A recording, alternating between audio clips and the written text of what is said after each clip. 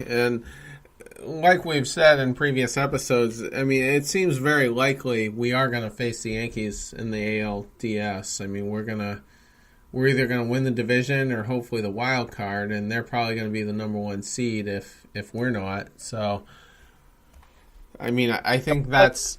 I think you have to look at your own plans over the next week and a half according to the strong possibility that we're going to face New York, really. Yeah, I would definitely say so. I mean, I think that the next 10 days, I think they just need to not look at the teams. You made a tweet about that earlier.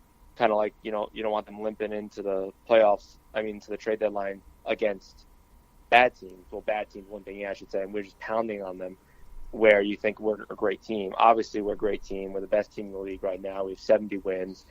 But we could definitely still use a bat off the bench. I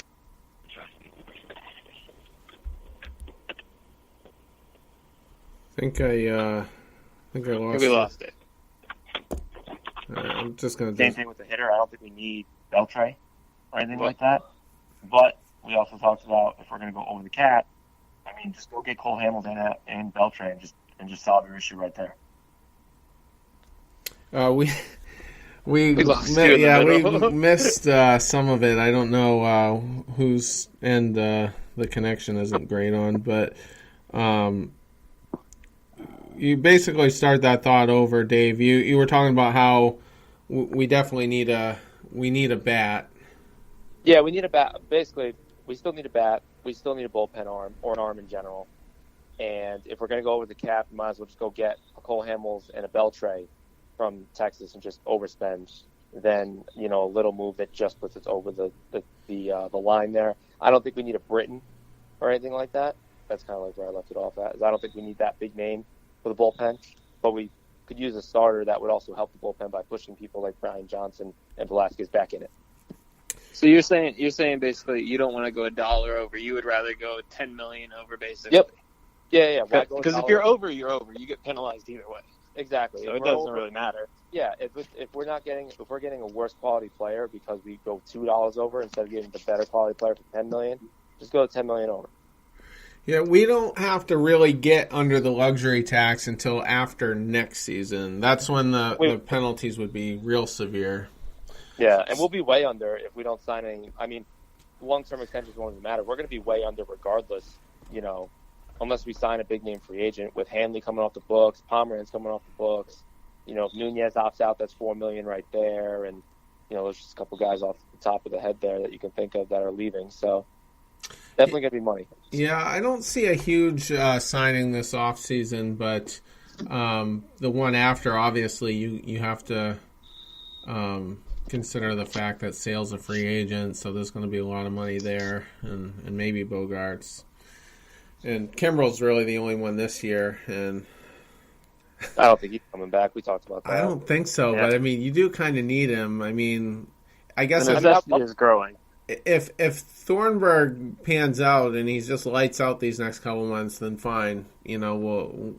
We can at least address the issue, of getting someone somewhat formidable in the off season, or maybe just kind of winging it until the trade deadline next season. But I just don't know how good our bullpen will be long term.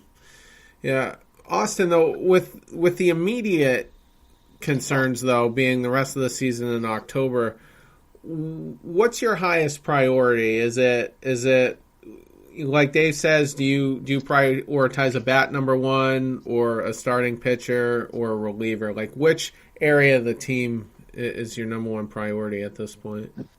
Well, I still think that they need a bullpen arm.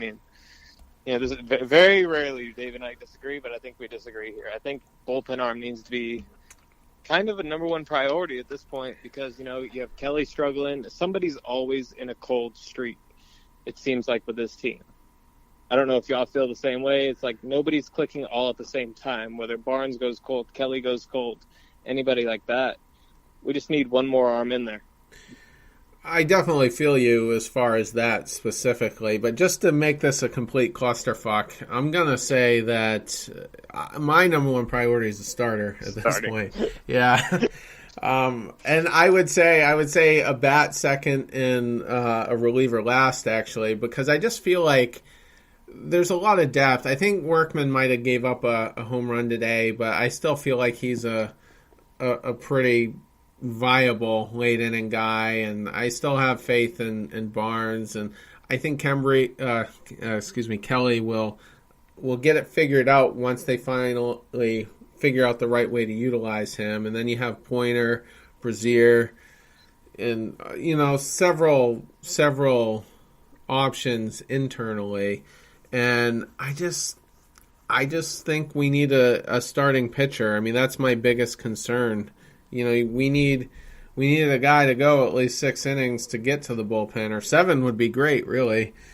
But yeah, and then I feel like a bat for sure. And I don't know. We said that the Sox were scouting the Royals on Friday night. They had a scout in attendance for their game, so I think that's Moustakas. I don't know who else would be there. Jorge Soler, I think, is still out fairly long term, so that was a guy I was kind of looking at early on. Merrifield's a pipe dream. Oh, that's the best pipe dream. Yeah, true. And I was out for a long time. He's got so many years of control, really. Yeah, you get a lot for him. Yeah, that's exactly why. Point. So, oh, what's up, Terry? Oh, well, go ahead. Oh no, I was gonna say at this point, for the first time this year, we need an arm over a bat just because of pure injuries. I don't care which way it goes, though. If it's a bullpen arm, that's fine because I think we'll be okay with, Brian Johnson, whoever, and Beeks, whoever you want as the 4th and 5th with Pomeranz coming back. If you get a starter, great, because then you put BJ back in and you have that bullpen day, the mid-relief, the random, Sale didn't make it out of the 5th that day because he threw 100 pitches, only gave up 1 run. So, BJ's coming in for 2 innings. I think now we need an arm over a bat because of the, Pierce coming in and playing so well. We need an arm. I don't care where it is, though. Just get me a arm because then everything else will kind of fall into place. That's the way I feel about trade deadline right now. Yeah, and let's talk about an arm real quick. Mike Fiers, as we said in the intro, is of interest, apparently. The Red Sox have been looking at him. I don't know if there's been any dialogue, but he's having one of the better years of his career. He's got a 3.49 ERA. He's a career 4.06 guy, so better than Porcello, if you think about it. A 1.24 whip. The one thing that concerns me about him is he only has a 6.6 strikeout for 9, so he's a contact pitcher. I'm not sure how I feel about that at Fenway. I'm not geeky enough to be able to look up the ground ball rate, but I guess if he had a high ground ball rate, then that might not be so bad. But the question here is that good enough? I think it would be. I think we talked about guys last time, or maybe the time before that, saying that we wouldn't use in the playoffs that could get us to the playoffs. We talked about the veterans. We talked about Happ. We talked about Harvey. We talked about Cole Hamels. And I think Fiers would be a really good guy to do that with. On top of that, you could always get something for him later on as well. He is under arbitration for another year after this. So you do have him under control next year. You could arbitrate him and kind of keep him, and he can kind of bounce around. Maybe you're fifth starter next year. Kind of do a sign and trade type deal in the offseason, sign him up, arbitrate him, then move him on for a prospect, kind of retool a little bit there, as well as go for a little bit of a run here. He's having a good year, a big bounce back from last year where he was had a 5 ERA. But, overall really good year this year. He just showed how he did against a really good lineup against the Red Sox. So I think it would be enough because then you can put guys back in the bullpen. I think Thornburg is going to be ready for the playoffs. I think Kelly will figure it out like you mentioned before. Austin, what are your thoughts? All right, so you have, when it comes down to this, you have to think, is he better than your 4 and 5 guys right now? And I think he is. I think he 100% is. Yeah. I'd rather have him out there than BJ, whether it's Beeks, Pomeranz, anybody like that. I would rather have Fiers. Yeah. So, it simplifies it a little bit, but it's how you honestly have to think. You're trying to upgrade. Yeah, and I guess with that mindset, you're basically saying we're just trying to get through the season at this point, and we'll worry about October when we get there, like because that's the type of move this is. I feel like. Yeah, and also you never know. I mean, like you said, David Price could pitch himself out. If you get Fiers in here and he pitches a 3 to a 3.5 ERA the rest of the season, there's your third starter. It's going to go Sale, Porcello, Fiers. So you never know. This guy might end up in your rotation. We had Buchholz start a few years ago. We had Doug Fister start, a few years ago. That's really weird. Yeah, but you know what? You never know. I mean, look at last year's trade deadline. Nunez came in, and he was like our best hitter for, until the playoffs. And Pierce is kind of doing the same thing right now. Exactly. You got Pierce right now, who I love in the 4-hole only against lefties, and I love that Corky's putting him there because he's batting like 400, and he hits lefties really well. So keep him there if it's working, and he's smart with it, and he can play multiple positions. So, random things happen, funny things happen like that, especially when it gets to a smaller sample size. So if Fiers comes in, and we give up not that much for him, and he performs, he could pitch in the playoffs too, which is why I think it's a win-win for everybody. Detroit ships the guy off. We get a chance to use him for the rest of the regular season and maybe even the playoffs. I like Fiers better than Matt Harvey for sure. Because that he got shellacked today. Oh, did he? Yeah, okay. He got. Oh yeah. I think 8 earned runs in like 3 innings or 4 innings. Yeah, it was like 3 or 4 innings. Well, hopefully that definitely, ends that possibility then. I wouldn't mind Happ if he was a righty, but he's not, so I'm not really interested in him. I do like Cole Hamels, even though he's a lefty. I like the veteran presence, the past postseason experience. He's a former World Series MVP, albeit all the way back in 2008, but I still wouldn't mind him, and I think they could work the money out, and he has an option for next year, and but a really low buyout if the Red Sox choose to move on from him after the year. That, for the moment, is my ideal scenario, because that addresses the rest of the season and it addresses the month of October. So it sucks that he's a lefty though, because that's all we have is lefties outside of Porcello, and I'm assuming right isn't really going to be a factor here, but that would be another good bullpen arm if the Red Sox don't really go after anybody. I believe so.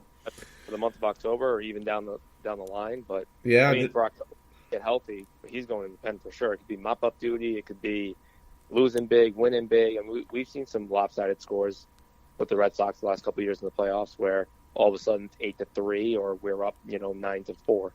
Yeah, and it just, I don't know if he would come in after Sale, because Sale tends to go deep anyway, but if he's coming in after like Price or someone that throws, mid-90s or whatever, and has that, 73 mile an hour knuckleball, as we said on previous podcasts, that could really disrupt the rhythm of a lineup on a given night. Isn't it crazy that we're allowed to have that mentality with Sale? Oh, he's going to go 6-7 innings anyway. Yeah. Yeah, you might as well just keep all the heat going, make him go 7, Kelly, or Kelly/Thornburg, and then Kimbrel. So yeah, we'll just keep everybody throwing 100 in that day. Yeah, it's a nice luxury to have, and I was watching him during the, what do they call that when they let the kids ask the questions or whatever before the show? Small talk. Small talk. Yeah, that's exactly what it is, and I just was thinking to myself, I'm like, Chris Sale is the ace of the Boston Red Sox, and I'm like, we have to win a World Series while he's here. It has to happen, and it might not. We don't know, and I don't know. In 2007, I kind of knew we were going to win with Beckett, and in 2013, I didn't really think we were going to win. I thought we could win, but I didn't really get serious about it until after probably late August actually is when I really started to think, wow,